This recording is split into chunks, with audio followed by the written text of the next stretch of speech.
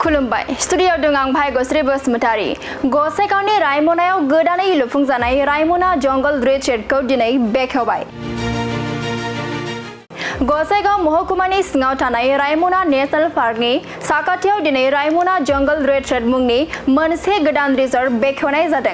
मख'जाथावदि बे गोदानै बेखेवनाय रायमना जंगल रिट्रीटआव गोबां रोखोमनि सुबिदाफोरबो होनाय जादों जेरै जिबलिन, कमान्ड' नेट, उन्दै गथ'फोरनि गेलेग्रा, जानाय थानाय, जिब साफारिजों लोगोसे गोबां रोखोमनि सुबिदाफोरबो होनाय जादों होननानै खौरांनि गेजेरजों रोखायै फोरमायथियो रायमना जंगल रिट्रीटनि बिगोमा समनाथ नार्जारी बिथाङा। बयनिसिमबो आंनि गोसो गोरबोनि अननाय आरो सिबिनायखौ आङो जासिदों।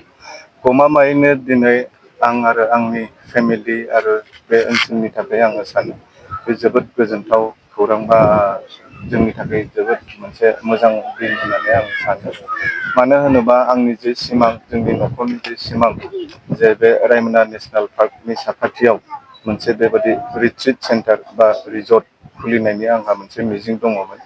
बिनि गुबै थांखिया बेनोमोन जे जोंनि बे ओनसोलाव गोबां जोंनि बे लाइमोनफोर दङ जायफोरानोखि दिल्ली, मुम्बाइ, हारियाना बेबायदि गोजान गोजान जायगायाव थांनानै खामानि मावहैयो। सोरबा गुजरातआव, सोरबा बेबायदिनो हारियाना। दा आङो नाजादोंमोन जे आंबो माने बेबायदि जोंनि लाइमोनफोरखौ बोरै एंगेज खालामनानै जोंनि लकेलावनो जोंनि जायगायावनो बिथांमोननो मोनसे थांनानै थानायनि राहा लामाखौ होनो हायो।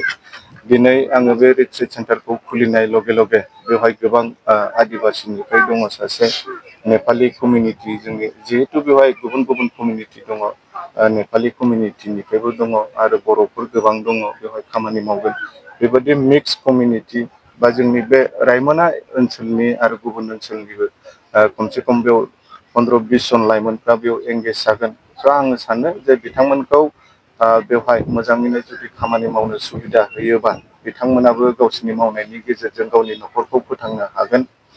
आरो बे रिट्रिट सेन्टार बा बे रिजर्टआवहाय गोबां माखासे फेसिलिटिसफोरखौ दोननाय जादों।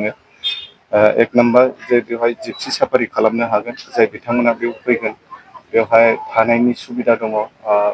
बेवहाय लजिं, बेवहाय फुडिं जानायनि बेब'स्था दङ। बेवहाय मोनबा कटेज दङ आरो बे latrine bathroom attach, AC room दङ, नन एसि रुम दङ, रेस्टुरेन्ट दङ आरो मिटिं हल दङ, मिटिंबो खालामनो हागोन। बेजों लोगोसे अपेन स्टेज दङ। हाबा हुखा बा बेबायदि बार्थडे पार्टि, वेडिं सेरेमनि बा गथ'फोरनि बार्थडे बिदि गोबां माखासे प्रग्रामफोरखौ बेवहाय खालामनो थाखाय स्पेस दङ।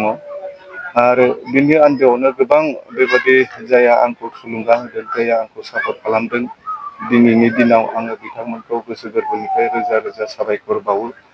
आरो फंसे खोथाखौ आङो रायखांनो नागिरदों जे जोंनि मानगोनां बारग' MLA गसाइगावनि मानगोनां लेट माजेन्द्र नार्जारी सारनि फंबाय जे राजेन्द्र नार्जारी बिथाङा आंनो बे हाखौहाय दान होलांदोंमोन। आङो बिथां राजेन्द्र नार्जारी बिथाङा दासिमबो दङ। बिथांनि न'खर आरो लेट माजेन्द्र नार्जारीनि न'खर आङो बिथांमोनखौ गोसो गोरबोनिफ्राय आङो साबायखर बावो। मास मोनसेसो सिगां ससियेल मिडियायाव मोनसे निउस ओंखारदोंमोन। बेखौबो आं दिनैसो क्लियार खालामनो सानदों जे समनाथ नार्जारीया इलिगेलि माने एनक्रच खालामनानै रिजर्ट लुगासिनो दङ होननाय माखासे ससियेल मिडियायाव बेबायदि मोनसे बानसावनायखौ आङो नुदोंमोन। बियो नंखाय। बे हाया मानगोनां राजेन्द्र नार्जारी जोंनि लेट माजेन्द्र नार्जारीनि फंबाय जायानोखि BPFनि जानानै 15 बोसोर गसाइगाव MLA जाबोदोंमोन। बिथांमोननिनो न'खरनि बा बिथांनि फंबायनि राजेन्द्र नार्जारीनि बे हाया बिथाङा जेब्ला जब्रा जादोंमोन, उसुगाव दङमोन, बिथाङा आंनो दान होलांदों आरो हानायखिनि आङो बिथांखौ मदद खालामदोंमोन। आरो बे हाया इलिगेल नङा। बियो माने लेन्ड पाट्टा गोनां बे हाया। खुनु बेबायदि माने इलिगेल खामानिखौ मावनाय जायाखै।